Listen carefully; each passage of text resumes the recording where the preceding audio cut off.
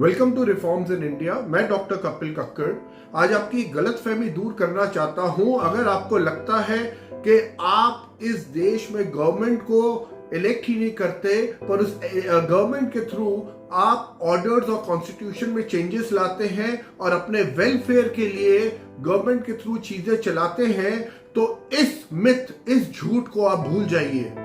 हाँ जी, इस झूठ को आप भूल जाइए, क्योंकि आप नहीं गवर्नमेंट के थ्रू हर चीज चलाते हैं। क्योंकि हमारे देश में एक और बॉडी है जो कि इलेक्टेड नहीं है, बट वो कोई भी गवर्नमेंट की कोई भी रेजोल्यूशन को, कोई भी पार्लियामेंट के रेजोल्यूशन को, कोई भी प्रेसिडेंट ऑफ इंडिया के असेंट को रिजेक्ट कर सकता है। और आपको पता है वो बॉडी कौन है? वो बॉडी है आपका सुप्रीम कोर्ट। क्या आपने सुप्रीम कोर्ट ऑफ इंडिया को इलेक्ट किया है? नहीं किया है, पर सुप्रीम कोर्ट ऑफ इंडिया आपके इलेक्टेड रिप्रेजेंटेटिव्स के लॉज को भी रद्द कर सकता है। क्या हमें इसके अंदर चेंज लाने की जरूरत नहीं है? और ये जो मैं आपसे बात कर रहा हूं, इसका मैं ये नहीं जाऊंगा कि ब्रिटिश एरा में, मुगल एरा में, मोनार्की एरा में, जहां राजा महाराजा अनइलेक्टेड होते थे और वो सब कुछ करते थे, अपनी मनमानी करते थे जैसे वो करना चाहते थे। मैं बात कर रहा हूं 2014 में, जब गवर्नमेंट ऑफ इंडिया ने NJAC national judicial appointment commission लेने का प्रपोजल किया था, जिसको आपकी पार्लियामेंट ने पास किया, लोकसभा ने पास किया, राज्यसभा ने पास किया। और ये काफी नहीं है अगर आपको लगता है, जबकि हम ये मानते हैं कि इन्हीं के थ्रू होता है। 16 स्टेट्स के असेंबलीज ने पास किया। प्रेसिडेंट ऑफ इंडिया उस टाइम के प्रणब मुखर्जी थे, उन्होंने 31 दिसंबर 2014 को उसको असेंट दी, कंसेंट दिया, उसको लॉ बनाया। किसको? NJAC को। कि जो कॉलेजियम सिस्टम है, जहां पे जजेस अपनी मनमानी करते, अपने हिसाब से जजेस को अपॉइंट कर देते हैं, उस चीज पे रोक लगनी चाहिए। पर आपको पता है क्या हुआ? 2015 में अक्टूबर में सुप्रीम कोर्ट ने NJAC के मॉडल को डिसमिस कर दिया। वो 5 जो जजेस थे, उनमें से स्कोर था 4-1। 4 जज ने डिसमिस किया, एक ने नहीं किया। पर जो 4 जजेस है, क्योंकि मेजॉरिटी में थे, उन्होंने डिसमिस किया। बट क्या ये 5 जजेस आप लोगों ने अपॉइंट करे थे? आपने अपने पॉलिटिशियन को भेजा क्या करने?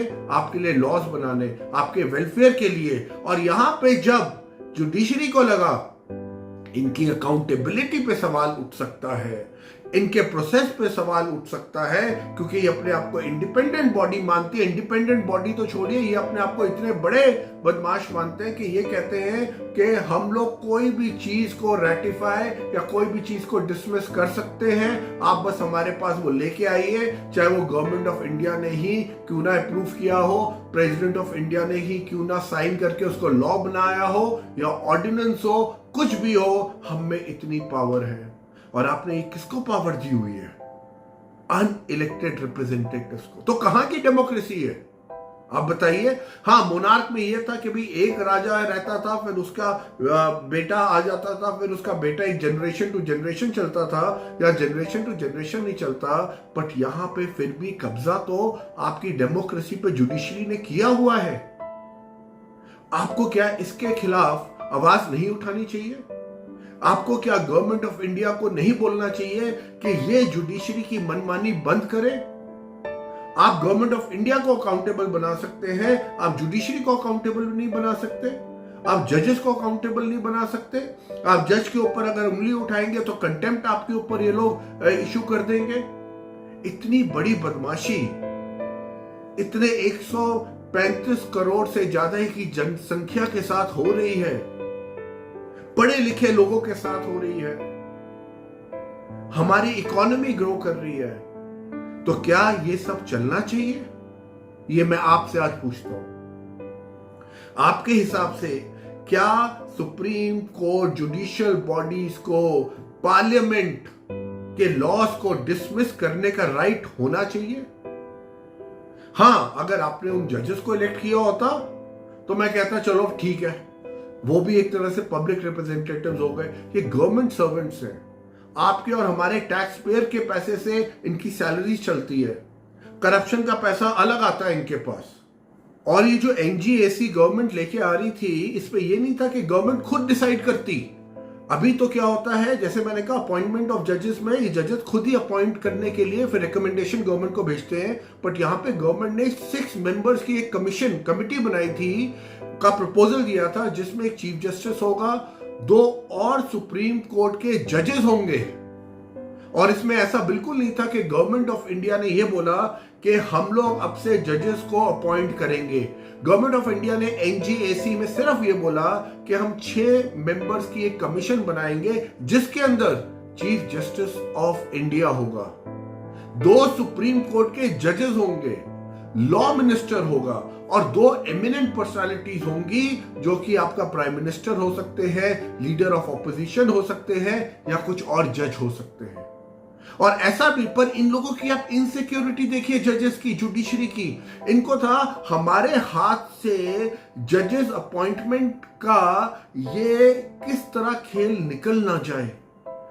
ये इनसिक्योर लोग क्या आपको जस्टिस दे सकते हैं? उससे बड़ी बात, क्या आप डेमोक्रेसी में रह रहे हैं? आपको लगता है आप डेमोक्रेसी में रह रहे हैं? फिर सोचिए। मैं फिर कहता हूं, the time has come to put pressure on government of India that this is not going to happen now. The monarchy of judges, of judiciary should stop. They cannot override anything which has been passed by the Parliament of India or the state legislation bodies. They cannot dismiss anything on whatever excuse it may be. Please amend the constitution like you were doing it in form of NJAC and make the judges accountable and bring full on democracy in India. If you like this video, kindly share it far and wide. Thank you so much.